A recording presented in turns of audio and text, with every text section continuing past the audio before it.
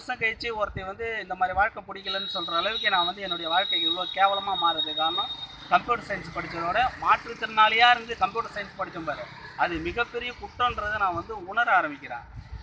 So friends, நீங்கள் வந்து எனக்கு தெரிஞ்சு கவர்மெண்ட்டில் எதுக்காக வந்து இந்த கம்ப்யூட்டர் சயின்ஸு பிஎடுக்கு வந்து வேல்யூ இல்லைன்னு தெரிஞ்சும் இந்த கோர்ஸ் இன்னமும் ஏன் போயிட்டு இதுன்னு தெரியல.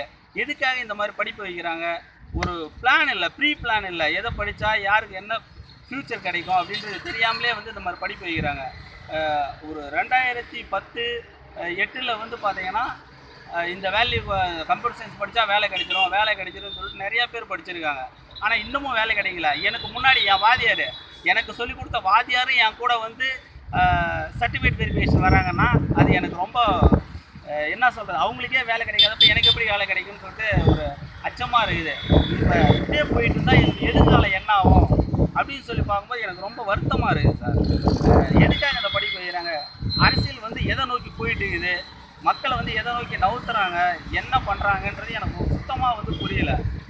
ஸோ இதுக்கான தீர்வு வந்து என்னன்றதை நான் வந்து வெயிட் பண்ணி பார்க்கணும். இவ்வளோ நாளாக வெயிட் பண்ணிட்டேன், இனியும் வேலை கிடைக்க போகிறதில்லன்னு தெரியுது. இருந்தாலும் புது அமைச்சர்கள், புது முதலமைச்சர் எல்லோரும் வந்திருக்காங்க. ஸோ எதாவது செய்வாங்கன்ற நம்பிக்கையில் வந்து நான் இந்த வீடியோ வந்து உங்களுக்காக அப்லோட் பண்ணுறேன் யூடியூப்பில். இதை பார்த்துட்டே நீங்கள் வந்து பிடிச்சிருந்தா ஒரு லைக் பண்ணி ஷேர் போடுங்க. எல்லாத்துக்கும் இதை பார்க்கணுன்னு ஆசைப்பட்றேன். நன்றி, வணக்கம், பாய்.